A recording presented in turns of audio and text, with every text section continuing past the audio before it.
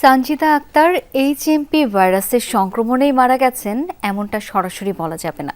দুপুরে এক ব্রিফিংয়ে স্বাস্থ্য মন্ত্রণালয়ের বিশেষ সহকারী অধ্যাপক ডাক্তার মোহাম্মদ সায়েদুর রহমান কথা জানান। বলেন, সানজিদা দীর্ঘদিন ধরেই অন্যান্য জটিল রোগে আক্রান্ত ছিলেন, চিকিৎসা নিচ্ছিলেন আইসিইউতে।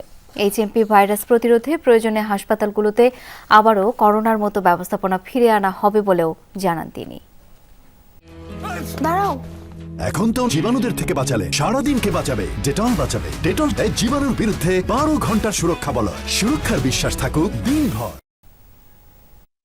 এইচএমপি ভাইরাস আক্রান্ত 30 বছর বয়সী নারী সানজিদা আক্তার মারা যান বুধবার মহাখালী সংক্রামক ব্যাধি হাসপাতালে। প্রায় 1 মাস ধরেই অসুস্থ ছিলেন সানজিদা। হাসপাতালেও আসেন দেরি করে। ভর্তি হওয়ার 4 দিন পর পরীক্ষায় এইচএমপিভি ধরা পড়ে তার দেহে। দুপুরে এক ব্রিফিংয়ে স্বাস্থ্য মন্ত্রণালয়ের বিশেষ সহকারী অধ্যাপক ডক্টর মোহাম্মদ সায়েদুর রহমান বলেন, সানজিদা এইচএমপিভি আক্রান্ত হওয়ার পাশাপাশি নানা জটিলতায় ভুগছিলেন। তাই তিনি এইচএমপি ভাইরাস সংক্রমণেই মারা গেছেন সেটি সরাসরি বলা যাবে না। এই মৃত্যুটিতে মূলত ক্লেবশিয়েলাজনিত সেপসিস এবং সেই কারণে নিউমোনিয়া এবং মাল্টি অর্গান ফেইলিওর, এই মৃত্যুর কারণ হচ্ছে এগুলো। কিন্তু রোগিনী অবশ্যই দুর্ভাগ্যজনকভাবে তিনি এইচএমপিভি আক্রান্তও ছিলেন, যেটি একটি সার্কুলেটিং ভাইরাস।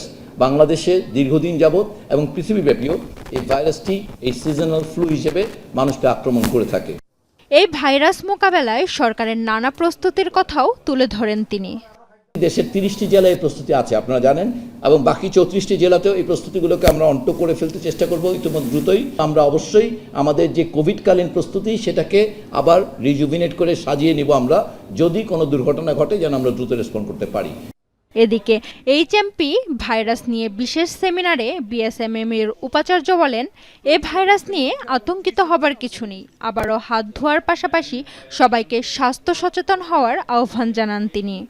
এই ভাইরাসটি আগেও ছিল, এটা নিয়ে আতঙ্কিত হওয়ার নাই, তবে সতর্ক হবার বিষয় রয়েছে। এই সতর্কতাটা ব্যক্তি, সমাজ, রাষ্ট্রীয় পর্যায়েও প্রয়োজন। হাত ধোয়ার প্র্যাকটিসটা আমাদের আবার চালু করা দরকার। ব্যাপক জনসমাগমের ক্ষেত্রে মাস্ক ব্যবহার করার সুপারিশ করছি আমরা। এইচএমপি ভাইরাসে শিশু, বয়স্ক ও যাদের রোগ প্রতিরোধ ক্ষমতা কম তাদের আক্রান্ত হবার শঙ্কা বেশি থাকে। সর্দি জ্বর হলে প্যারাসিটামল, অ্যান্টিহিস্টামিন জাতীয় ঔষধ ও পর্যাপ্ত পরিমাণের তরল খাবার খাওয়ার পরামর্শ দিচ্ছেন ডাক্তাররা। সৌরভী সায়দা, যমুনা নিউজ, ঢাকা।